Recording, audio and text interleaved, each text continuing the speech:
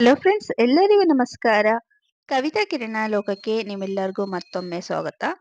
ಪರಮ ಪವಿತ್ರವಾದಂತಹ ವಿಷ್ಣು ಪರಮಾತ್ಮನಿಗೆ ತುಂಬಾನೇ ಪ್ರಿಯವಾದಂತಹ ಧನುರ್ಮಾಸದಲ್ಲಿ ಅಶ್ವತ್ಥ ವೃಕ್ಷವನ್ನ ಪ್ರದಕ್ಷಿಣೆ ಹಾಕುವಂಥದ್ದು, ಪೂಜೆಯನ್ನ ಮಾಡುವಂಥದ್ದು ವಾಡಿಕೆ. ಈ ಸಮಯದಲ್ಲಿ ಅಶ್ವತ್ಥ ವೃಕ್ಷವನ್ನ ಪ್ರದಕ್ಷಿಣೆಯನ್ನ ಹಾಕ್ತಾರೆ. ಹಾಗೇನೆ ನಾಗರಕಟ್ಟೆಗೆ ಪೂಜೆಯನ್ನ ಸಲ್ಲಿಸ್ತಾರೆ ಸ್ನೇಹಿತರೆ.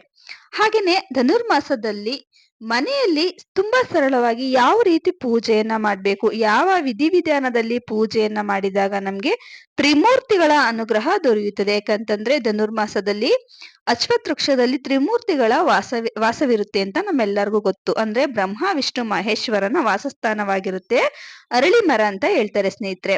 ಕೆಲವೊಂದು ಕಾರಣಗಳಿಂದ ಅರಳಿ ಮರಕ್ಕೆ ಹೋಗಿ ಕೆಲವೊಬ್ಬರಿಗೆ ಪ್ರದಕ್ಷಿಣೆ ಹಾಕಿ ಪೂಜೆಯನ್ನ ಮಾಡೋದು ಆಗೋದಿಲ್ಲ, ನಾಗರಕಟ್ಟೆಗೂ ಕೂಡ ಪೂಜೆಯನ್ನ ಸಲ್ಲಿಸೋದು ಆಗೋದಿಲ್ಲ ಸ್ನೇಹಿತರೆ.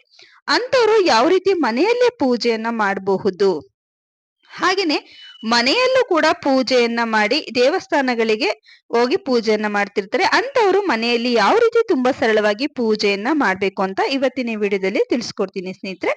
ಬನ್ನಿ ಆಗಿದ್ರೆ ವಿಡಿಯೋನ ಶುರು ಮಾಡೋಣ. ಈ ಮಾಸದಲ್ಲಿ ನೀವು ಯಾರೆಲ್ಲ ನಿಮ್ಮ ಮನೆಗೆ ತುಂಬಾನೇ ಹತ್ರ ಇದೆ, ಅಶ್ವತ್ಥ ವೃಕ್ಷವಿದೆ, ಹಾಗೇನೆ ನಾಗರಕಟ್ಟೆಗಳೆಲ್ಲದೂ ಇದೆ, ಅಲ್ಲಿ ಹೋಗಿ ಪೂಜೆಯನ್ನ ಮಾಡ್ತೀವಿ ಅಂದ್ರೆ ಧಾರಾಳವಾಗಿ ಹೋಗಿ ಪೂಜೆಯನ್ನ ಮಾಡಿ. ಅಕಸ್ಮಾತ್ ನಮ್ಮ ಮನೆ ಅಕ್ಕಪಕ್ಕ ಅಥವಾ ತುಂಬಾ ಹತ್ತಿರದಲ್ಲಿ ಅಶ್ವತ್ಥ ವೃಕ್ಷ ಇಲ್ಲ ಅಥವಾ ನಾಗರಕಟ್ಟೆಗಳು ಇಲ್ಲ ಅನ್ನೋದಾದ್ರೆ, ಯಾಕಂದ್ರೆ ಅಶ್ವತ್ಥ ವೃಕ್ಷವನ್ನ ಈ ಧನುರ್ಮಾಸದಲ್ಲಿ ಪೂಜೆಯನ್ನ ಮಾಡೋದೇ ತುಂಬಾನೇ ವಿಶೇಷ. ಹಾಗಾಗಿ ಯಾರಿಗೆಲ್ಲ ನಿಮ್ಗೆ ಅಶ್ವತ್ಥ ವೃಕ್ಷ ಪಕ್ಕದಲ್ಲಿ ಇಲ್ಲಾರೋ ಅರಳಿ ಮರದ ಎಲೆಗಳನ್ನ ಕಿತ್ಕೊಬಂದು ಅದ್ರ ಮೇಲೆ ದೀಪಾರಾಧನೆಯನ್ನ ಮಾಡೋದ್ರಿಂದ ತುಂಬಾನೇ ವಿಶೇಷವಾದ ಫಲಗಳು ಸಿಗುತ್ತೆ. ಹಾಗೇನೆ ಅರಳಿ ಮರಕ್ಕೆ ಪೂಜೆ ಮಾಡಿದಷ್ಟೇ ಫಲನೂ ಕೂಡ ನಿಮ್ಗೆ ಸಿಗುತ್ತೆ.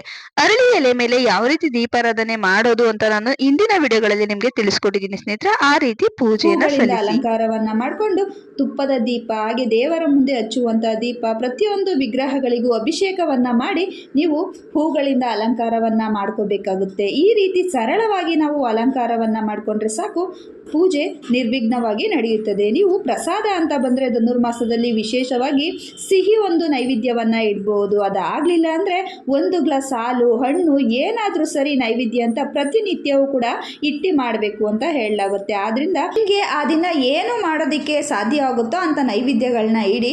ಜೊತೆಗೆ ಧನುರ್ಮಾಸದಲ್ಲಿ ಹೊಸ್ತಿಲ ಪೂಜೆಯು ಕೂಡ ಅಷ್ಟೇ ಮಹತ್ವವನ್ನು ನಾವು ಕೊಡಬೇಕಾಗುತ್ತೆ. ಬೆಳಿಗ್ಗೆನೆ ಸೂರ್ಯೋದಯಕ್ಕೂ ಮುಂಚೆ ಹೊಸ್ತಿಲನ್ನು ತೊಳೆದು ಅರಿಶಿಣ ಕುಂಕುಮದಿಂದ ಅಲಂಕಾರವನ್ನು ಮಾಡಿ 24 ಗೆರೆಯುಳ್ಳ ರಂಗೋಲಿಯನ್ನು ಹಾಕಿ ಹೂಗಳನ್ನು ಇಟ್ಟು 2 ದೀಪಗಳನ್ನ ನಾವು ಬಾಗಿಲಲ್ಲಿ ಹಚ್ಚಿಡಬೇಕು ಅಂತ ಹೇಳ್ತಾರೆ. ಇಂಥ ಮನೆಯಲ್ಲಿ ಯಾರ ಮನೆ ಇಷ್ಟು ಸ್ವಚ್ಛವಾಗಿರ್ತದೋ ಅಂಥ ಮನೆಯಲ್ಲಿ ಲಕ್ಷ್ಮಿ ನೆಲೆಸ್ತಾರೆ ಅಂತ ಹೇಳಲಾಗುತ್ತೆ. ಜೊತೆಗೆ ತುಳಸಿ ಮುಂದೆನೂ ಅಷ್ಟೇ ನಾವು ಅರಿಶಿಣ ಕುಂಕುಮವನ್ನು ಹಾಕಿ ರಂಗೋಲಿಯನ್ನು ಬಿಟ್ಟು ಹೂಗಳಿಂದ ಅಲಂಕಾರವನ್ನು ಮಾಡಿ ದೀಪವನ್ನು ಹಚ್ಚಬೇಕು. ಅದಾದಮೇಲೆ ನಾವು ದೇವರ ಮನೆಯಲ್ಲಿ ನಾವು ಪೂಜೆಯನ್ನು ಶುರು ಮಾಡಬೇಕಾಗುತ್ತೆ.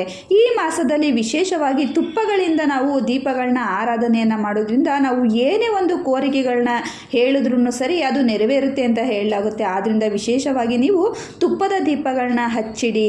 ಧನುರ್ಮಾಸ 30 ದಿನಗಳಿರುತ್ತೆ. 30 ದಿನಗಳು ಕೂಡ ತುಪ್ಪದ ಬತ್ತಿಯನ್ನು ಹಚ್ಚೋದಕ್ಕೆ ಆಗಲ್ಲ, ತುಪ್ಪದ ದೀಪವನ್ನು ಹಚ್ಚೋದಕ್ಕೆ ಆಗಲ್ಲ. ಅಂದರೆ ನೀವು ವಾರಕ್ಕೆ ಒಮ್ಮೆ ಆದರೂ, ಶನಿವಾರನಾದ್ರೂ ಸರಿ, ಸೋಮವಾರನಾದ್ರೂ ಸರಿ, ಅಥವಾ ಶುಕ್ರವಾರನಾದ್ರೂ ಸರಿ, ವಾರದಲ್ಲಿ ಒಂದು ದಿನನಾದರೂ ಸರಿ ಮನೆಯಲ್ಲಿ ಸಂಪೂರ್ಣವಾಗಿ ತುಪ್ಪದ ದೀಪಾರಾಧನೆ ಮಾಡೋದು ತುಂಬಾ ಶ್ರೇಷ್ಠ ಅಂತ ಹೇಳ್ತವೆ. ಅದೆಷ್ಟೋ ಕಷ್ಟಗಳು ಧನುರ್ಮಾಸದಲ್ಲಿ ಕಳೆದು ಹೋಗುತ್ತವೆ ಅಂತ ಹೇಳ್ತಾರೆ. ಆದ್ದರಿಂದ ಪ್ರತಿಯೊಬ್ಬರು ಕೂಡ ಈ ಸಮಯದಲ್ಲಿ ತುಪ್ಪದ ದೀಪಗಳನ್ನ ಹಚ್ಚಿ ಧೂಪವನ್ನು ಕೂಡ ಎಚ್ಚೇತವಾಗಿ ಮನೆಯಲ್ಲಿ ಹಾಕಬೇಕು. ಈ ರೀತಿಯಾಗಿ ಮಾಡೋದ್ರಿಂದ ಈ ಸಮಯದಲ್ಲಿ ದೇವಾನುದೇವತೆಗಳು ಏಳುವ ಸಮಯ ಅಂತ ಹೇಳ್ತಾರೆ. ಭಗವಾನ್ ವಿಷ್ಣುವು ಈ ಧನುರ್ಮಾಸದ ಸಮಯ ಅರುಣೋದಯ ಸಮಯ ಅಂತ ಹೇಳಲಾಗುತ್ತೆ. ಆದ್ದರಿಂದ ಯಾರ ಮನೆಯಲ್ಲಿ ದೀಪ ಧೂಪಗಳಿಂದ ಬೆಳಗ್ತಿರ್ತಾವೋ ಅಂಥ ಮನೆ ಏಳಿಗೆಯನ್ನು ಕಾಣುತ್ತೆ, ಸುಖ ಸಮೃದ್ಧಿಯನ್ನು ಹೊಂದುತ್ತೆ ಅಂತ ಹೇಳಲಾಗುತ್ತೆ. ಆದ್ದರಿಂದ ಪ್ರತಿಯೊಬ್ಬರು ಕೂಡ ಸರಳವಾಗಿ ನಿಮ್ಮ ಮನೆಯಲ್ಲಿ ಏನಿರುತ್ತೋ ಅದರಲ್ಲೇ ಪೂಜೆಯನ್ನು ಮಾಡಿಕೊಂಡೆ ತುಂಬಾನೇ ಒಂದು ವಿಶೇಷವಾದ ಫಲಗಳನ್ನ ಪಡ್ಕೋಬಹುದು ಅಂತ ಹೇಳಲಾಗುತ್ತದೆ. ಪ್ರತಿನಿತ್ಯವೂ ಕೂಡ ಇದೇ ರೀತಿ ಧನುರ್ಮಾಸದಲ್ಲಿ ಸೂರ್ಯೋದಯಕ್ಕೂ ಮುಂಚೆ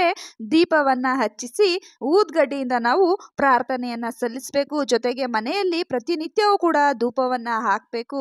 ಅದಾದ್ಮೇಲೆ ನಾವು ದೇವರಿಗೆ ಏನಾದರೂ ಸರಿ ಸಿಹಿ ನೈವೇದ್ಯ, ಹಣ್ಣು, ಹಾಲು ಇತ್ಯಾದಿಗಳನ್ನ ಅರ್ಪಿಸಿ ಮಹಾಮಂಗಳಾರತಿಯನ್ನ ಮಾಡಬೇಕು. ಜೊತೆಗೆ ಧನುರ್ಮಾಸದಲ್ಲಿ ವಿಶೇಷವಾಗಿ ವಿಷ್ಣುವನ್ನ ನಾವು ಆರಾಧಿಸ್ತೀವಿ, ಲಕ್ಷ್ಮಿಯನ್ನ ಪೂಜಿಸ್ತೀವಿ. ಮಾರ್ಗಶಿರ ಮಾಸದಲ್ಲಿ ವಿಶೇಷವಾಗಿ ಧನುರ್ಮಾಸ ಇದೆ, ಅದರಲ್ಲೂ ಲಕ್ಷ್ಮೀ ಪೂಜೆಗೆ ಮಾರ್ಗಶಿರ ಮಾಸ ತುಂಬಾನೇ ವಿಶೇಷವಾದ ಫಲಗಳನ್ನ ಕೊಡುತ್ತೆ ಅಂತ ಹೇಳಲಾಗುತ್ತೆ. ಆದ್ರಿಂದ ಈ ದಿನ ನೀವು ಶುಕ್ರವಾರ, ಗುರುವಾರದ ದಿನಗಳಲ್ಲಿ ಕುಂಕುಮಾರ್ಚನೆಯನ್ನು ಕೂಡ ನೀವು ಮಾಡ್ಕೋಬೋದು. ಪುಷ್ಪಾರ್ಚನೆ, ಈ ರೀತಿಯಾಗಿ ನಿಮಗೆ ಯಾವ ಅರ್ಚನೆಗಳು ಬರುತ್ತೋ ಆ ರೀತಿಯಾಗಿ ಅರ್ಚನೆಯನ್ನು ಮಾಡ್ಕೊಳ್ಳಿ.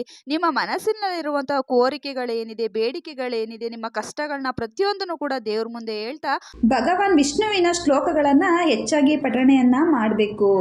ಜೊತೆಗೆ ಧನುರ್ಮಾಸದಲ್ಲಿ ಮಾಡುವಂಥ ಪೂಜೆ ಈ ದಿನಗಳಲ್ಲಿ ವಿಷ್ಣುವಿನ ಆರಾಧನೆಯನ್ನು 1000 ವರ್ಷಗಳ ಪೂಜೆಗೆ ಸಮಾನವೆಂದು ಪರಿಗಣಿಸಲಾಗುವುದು. ಆದ್ದರಿಂದ ಪ್ರತಿಯೊಬ್ಬರೂ ಕೂಡ ಮನೆಯಲ್ಲಿ ಸರಳವಾಗಿ ಧನುರ್ಮಾಸದ ಪೂಜೆಯನ್ನು ಮಾಡಬೇಕು.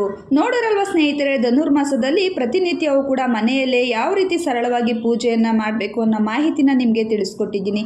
ಈ ಮಾಹಿತಿ ನಿಮಗೆಲ್ಲ ಇಷ್ಟ ಆಗಿದ್ರೆ, ಯಾರೆಲ್ಲ ನಮ್ಮ ಚಾನಲ್ನ ಹೊಸ್ದಾಗಿ ನೋಡ್ತಿದ್ರು ಸಬ್ಸ್ಕ್ರೈಬ್ ಮಾಡ್ಕೊಂಡು ನೋಡಿ. ಜೊತೆಗೆ ಒಂದು ಲೈಕು ಶೇರು ಕೊಡೋದನ್ನ ಮರಿಬೇಡಿ. ಮುಂದಿನ ವಿಡಿಯೋಗಳಲ್ಲಿ ಹೆಚ್ಚಿನ ಮಾಹಿತಿಯೊಂದಿಗೆ ನಿಮ್ಮನ್ನ ಸಿಗ್ತೀನಿ. Thank you.